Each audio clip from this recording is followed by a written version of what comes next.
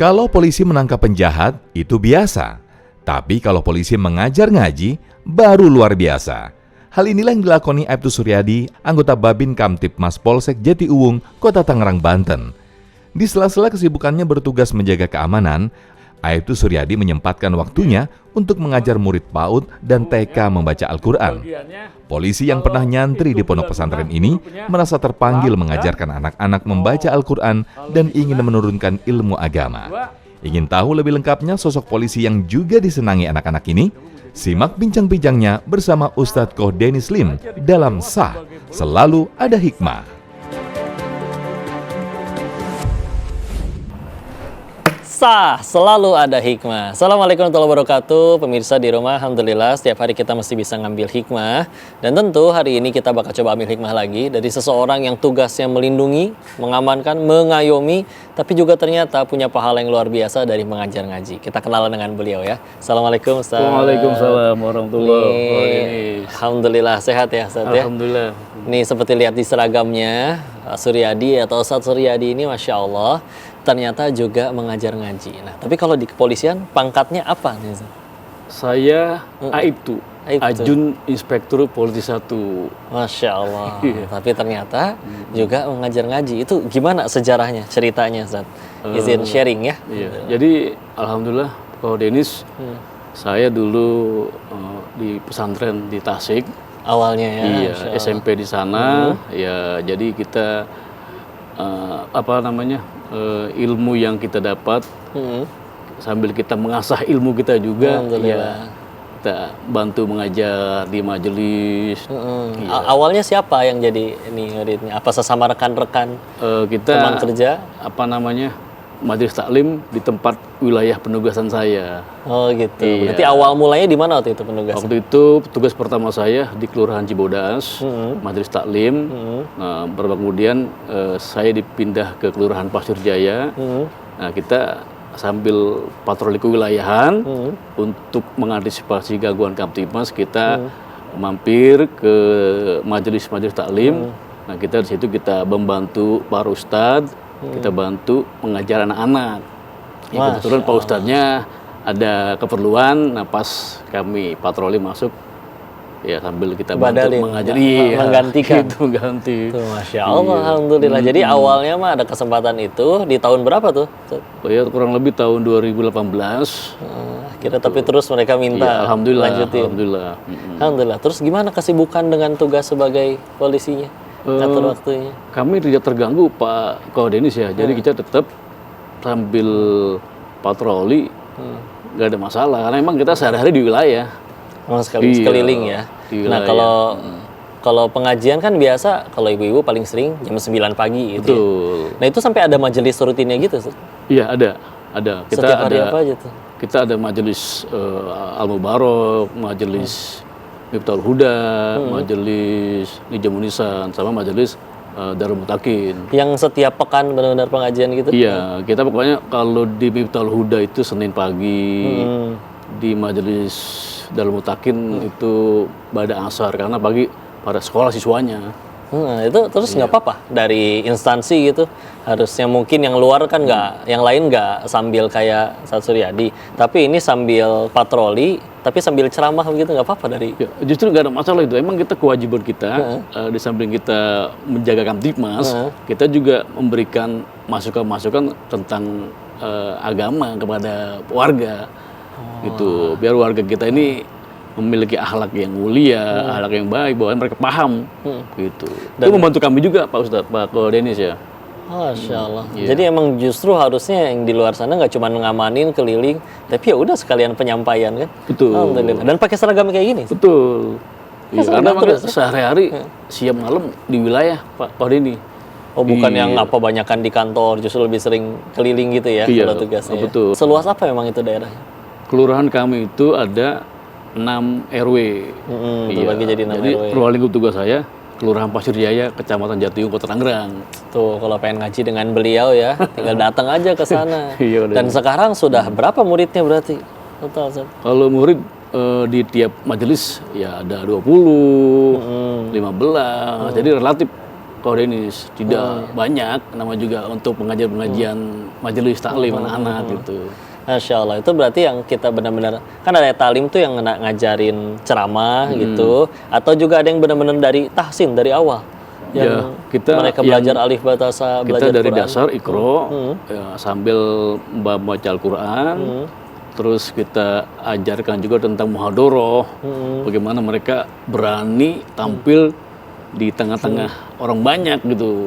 Ya alhamdulillah mereka juga setiap ada event-event Maulid Nabi, Isra Mi'raj, mereka sudah tampil Juga ya. Iya. Masya Allah. Berarti kisaran SD kali ya yang tampil SD, itu SMP. biasanya? SD, SMP, iya. Gimana mereka awalnya waktu yang ngajar Pak Polisi? Gimana? Atau takut dulu atau justru lebih antusias atau gimana? Jadi emang koordinator kita ini sesuai dengan atensi pimpinan kami, bahwasanya kita senyum, salam, sapa yang kita kedepankan. Anak-anak alhamdulillah sama saya cukup familiar gitu. Setiap ketemu Mas Suryadi, mereka juga langsung tuh respon, karena apa? Kita kedekatan, membangun hubungan yang baik. Terus gimana tuh Pak?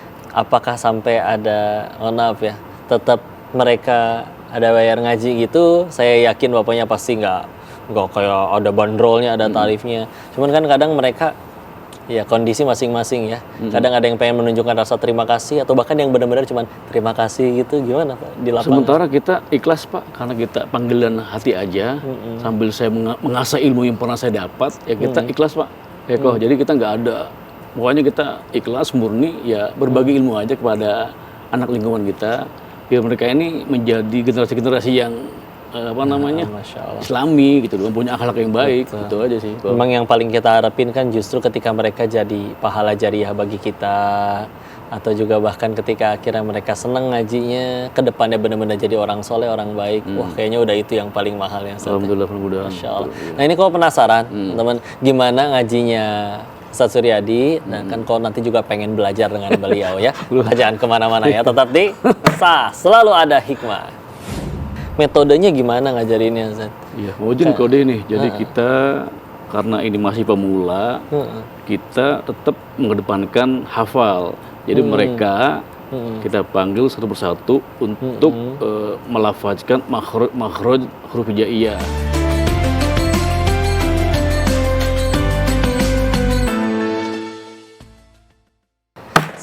Selalu ada hikmah. Pemirsa, alhamdulillah penasaran kan tadi kan gimana bacaannya atau tilawahnya Ustadz Suryadi. Yuk sekarang kita dengarkan ya. Ustadz, tafadhol dibacakan ayat sucinya. Ya. A'udzu billahi minasy syaithanir rajim.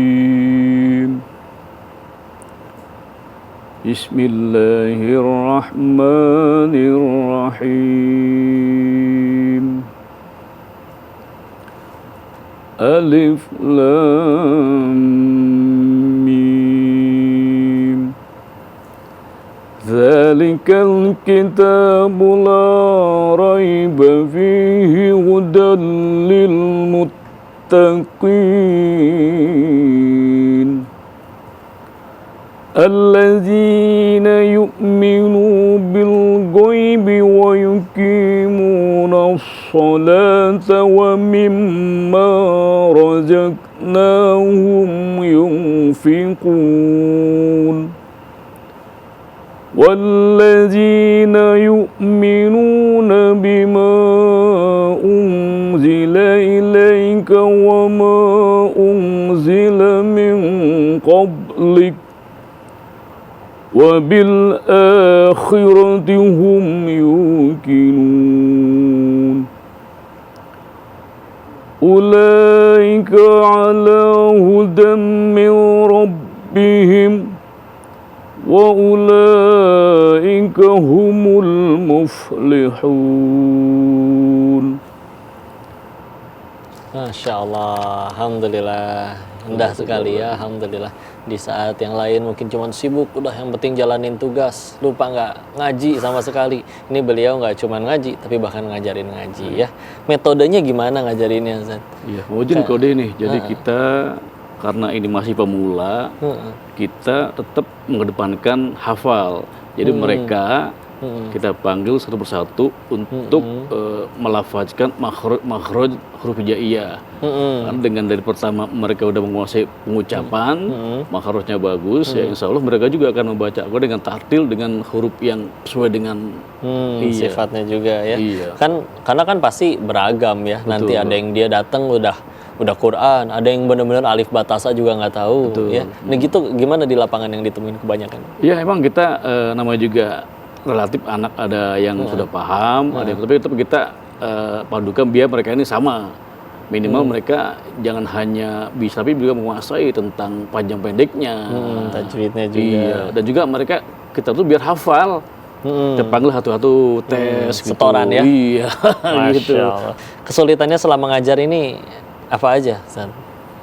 Ya sementara Kendala-kendala yang mungkin ketemu di jalan. karena kita ini terbentur dengan tugas, ya mungkin kadang-kadang kita ada kegiatan, ya mungkin kita ikut aktif mengajar dulu, iya ada kegiatan gitu. Jadi di mana kita lenggang, kita patroli ke wilayah, sambil kita sempatkan datang ke majelis. Masya Allah, tetap ada tugas yang diutamain yang di awal ya. Jadi pernah gitu, ketika akhirnya lagi ngajar, terus tiba-tiba ada panggilan, pernah gitu juga?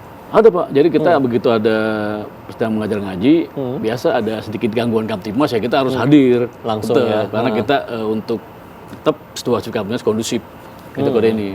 Iya. Apalagi juga kadang kan harus 24 jam ya, tengah malam ada gangguan Kamtibmas juga harus datang ya. Betul kode ini, itu dari resiko kami hadir gitu. Terus suka ada ini nggak? Kadang orang ada aja yang julid ya, Rasulullah yang mulia aja ada yang mencaci atau menyindir, mencemooh. Pernah nemuin nggak kejadian di lapangan? Dulu pas kapan waktu itu saya sedang memberikan sambutan kode ini. Jadi di situ kita menghimbau masyarakat bahwasannya agar semua masyarakat menjauhi segala macam penyakit masyarakat. Di situ saya dengar ada yang sedikit nyeletuk gitu, mungkin mereka dia senang kali ya. Saya berikan himbauan seperti itu. Padahal itu fakta di lapangan seperti itu kode ini. Insya Allah. Iya, bentuknya himbauan karena memang juga sudah tugasnya. Ya Betul. begitulah. Yang kayak gitu-gitu tuh dia lagi transfer pahala aja ke Ustaz Suryadi ini. Iya betul ini. Terus keluarga dukung nih dalam kegiatan ini meskipun sambil tugas tapi juga sambil tugas juga sambil ngajar ngaji. Gimana respon keluarga? Keluarga kami mendukung karena apa? Sambil kita mengasah ilmu yang pernah kita dapat. Ilmu itu kan kalau nggak kita asah nanti tumpul pada ini. Tumpul, Iya, betul, harus diasah terus biar kita ingat terus gitu. Putra putri ada berapa? Alhamdulillah kami dikaruniai 3. 3. Nah, yang pertama juga alumni pesantren Darul Mutakin. Alhamdulillah. Paling kecil? Paling kecil kelas 3 SD. 3 SD ya. Yang kedua di SMP 3 Laki-laki semua itu atau gimana? Satu wanita. Yang paling kecil? Iya.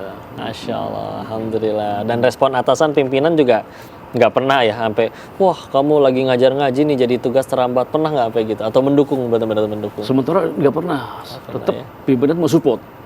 Karena apa? Apa yang rekan-rekan miliki maupun dia mempunyai di bidang keagamaan, pertanian, olahraga, semua pimpinan support. Yang penting baik untuk masyarakat gitu. Atau bahkan sampai ada rekan sesama polisi yang akhirnya juga ikut ngajar ngaji juga ada?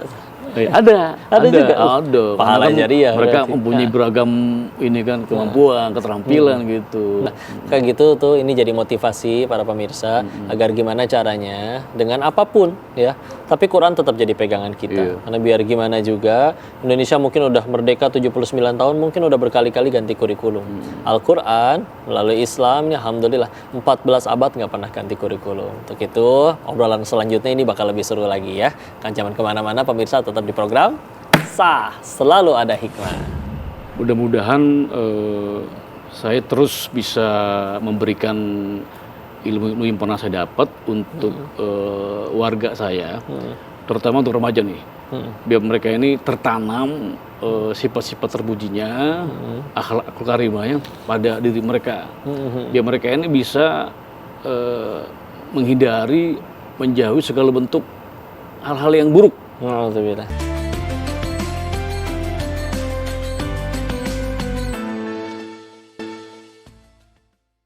Sah, selalu ada hikmah. Kembali lagi alhamdulillah pemirsa, obrolan kita yang seru dengan Ustaz Suryadi ini. Pertanyaan selanjutnya ini penasaran saya. Pernah nggak ada jenuh, bosan, atau bahkan kendala yang ketika orang biasa ngadepin orang rusuh ini terus ternyata ngajarin ngaji atau sebaliknya? Tidak ada Ko Denis. Justru saya ini seneng bisa berbagi ilmu dengan remaja-remaja anak di wilayah kita. Ini suatu banggaan buat kami bahwasanya sambil saya mempraktekkan ilmu yang pernah saya dapat. Masya Allah. Gitu. Masya Allah. Terus tadi katanya ada yang mau didiskusikan tentang apa tadi? Anak-anak yang mungkin ada tawuran atau gimana? Oh iya nih, Ko Denis, mohon maaf nih. Kami dari kepolisian preventif sudah kami lakukan, spanduk, himbauan ke sekolah-sekolah, ke lingkungan. Ini terkait fenomena kenakalan remaja, Ko Denis, kok sepertinya remaja kita ini sudah sedikit salah jalan ya. Ternyata sejatinya Allah itu pengen menitipkan pendidikan generasi itu memang betul di keluarga. Kadang masalahnya ada yang masih ngegampangin. Saya tinggal sekolahin, nanti ketemu Pak Kepsek atau kiainya, Pak tolong ya jadi soleh nanti pas udah lulus, kan nggak bisa kayak begitu. Betul, Ko Denis. Sedangkan Allah pengennya ternyata ada di rumah tangga. Kayak contoh Quran surat 25 Al-Furqan ayat 74, Rabbana hablana min azwajina wa dzurriyyatina qurrata a'yun waj'alna lil muttaqina imama. Kok bukannya itu ayat tentang keluarga yang jadi penyejuk mata? Betul. Tapi kalau sudah keluarga itu fungsinya benar jadi penyejuk mata satu sama lain, maka akan menghasilkan muttaqina, orang-orang yang bertakwa, atau imam, pemimpin, atau bahkan lebih tinggi lagi, pemimpinnya orang-orang bertakwa. Dan ini lebih masuk akal daripada satu kiai berusaha menyolehkan 1000 anak. Kan mustahil juga, sulit juga. Yang lebih masuk akal sepasang orang tua akhirnya berusaha menyolehkan. Kata Allah sanggupnya 1 pasti anaknya 1. Kata Allah sanggupnya 8 pasti anaknya 8. Tapi kadang ya gitulah, ada orang nggak berani nyetir angkot gara-gara belum belajar, taruhannya nyawa orang soalnya. Nah ini kadang nikah itu yang kita tahu ternyata Allah mengharapkan di situ pendidikan generasi. Ada yang penting nikah dulu deh, nanti belajar belakangan. Padahal penting sekali ilmu untuk pendidikan. Gimana caranya agar si rumah tangga itu benar-benar jadi pendidikan generasi. Maka memang kudu semua aspek sih. Jangan mentang-mentang keluarga yang penting anak saya udah disekolahin, di luar juga ada Pak polisi, maka malah jadi tidak sesuai yang fungsi yang di rumahnya. Padahal kan mereka paling sering ketemu sama orang tuanya. Alhamdulillah. Masya Allah. Ini terus gimana nih harapannya untuk kedepannya Pak Ustadz Suryadi dalam praktek sebagai polisinya, ngajar, dan juga untuk ngajar di masyarakat. Harapan kedepannya kayak gimana sih? Jadi harapan saya mudah-mudahan saya terus bisa memberikan ilmu yang pernah saya dapat untuk warga saya, terutama untuk remaja nih, biar mereka ini tertanam sifat-sifat terpujinya, akhlak karimahnya pada diri mereka, biar mereka ini bisa menghindari, menjauhi segala bentuk hal-hal yang buruk, narkoba, kan premanisme, balap liar, tawuran, geng motor ini. Makanya terus kita tanamkan kepada remaja-remaja kami ini. Alhamdulillah sih sampai dengan saat ini di lingkungan saya kondusif. Alhamdulillah. Karena ya itu kita nggak bosan-bosan menghimbau di sela-sela saya patroli wilayah, baik pun di majelis, di tempat-tempat ibadah, acara-acara keagamaan, saya himbau terus. Alhamdulillah sih di lingkungan saya masih kondusif, Ko Denis. Gitu, Ko Denis. Masya Allah, alhamdulillah ya. Bahkan ini mudah-mudahan bisa ditiru di daerah-daerah lainnya. Karena ternyata yang mengamankan juga menjadi pengajar akhlaknya, pengajar agamanya, Masya Allah. Dan ini keren banget sih menurut kau, karena kita tahu ya, bekal kita terbaik setelah pulang itu bukan kerjaan kita, bukan jabatan kita, tapi justru adalah amal solehnya. Tapi masalahnya ketika udah wafat kan amalan solehnya terputus. Ila min thalathah, kecuali 3, yaitu sedekah jariyah, ilmu yang bermanfaat, dan juga doa dari anak soleh. Nah, doa dari anak soleh ini Masya Allah bisa didapat dari anak-anak yang diajarkan. Seperti beliau mengajarkan anak-anak, nggak peduli itu anaknya siapa, selagi mereka mau belajar, mereka bismillah. Bahkan diajak untuk belajar. Selain itu juga kan pasti ada ilmu yang bermanfaat. Ketika akhirnya mengajarkan ilmu manfaat, tuh turun-temurun pahala jariahnya nggak hanya ke Ustadz Suryadi, tapi bahkan ke guru-gurunya lagi mengalir terus. Maka inilah adalah sebaik-baiknya investasi yang paling menguntungkan untuk kita ya. Maka semoga perbincangan kita di hari ini kita ambil hikmah yang sekian banyak dan memotivasi kita untuk jadi benar-benar individu yang manfaat, yang takwa sama Allah, yang baiknya tuh nggak cuma ngurusin kebaikan kita doang, tapi juga bahkan menyebar kemanapun. Maka Masya Allah, kita akan ketemu lagi di episode-episode sah, selalu ada hikmah selanjutnya, supaya kita akhirnya jadi hamba yang tambah bertakwa. Sekali lagi, program ini baru berhasil ketika membuat yang duduk di sini dan yang mendengarkan jadi tambah dekat sama Allah. Sampai jumpa di episode selanjutnya di Sah, Selalu Ada Hikmah. Assalamualaikum warahmatullahi wabarakatuh.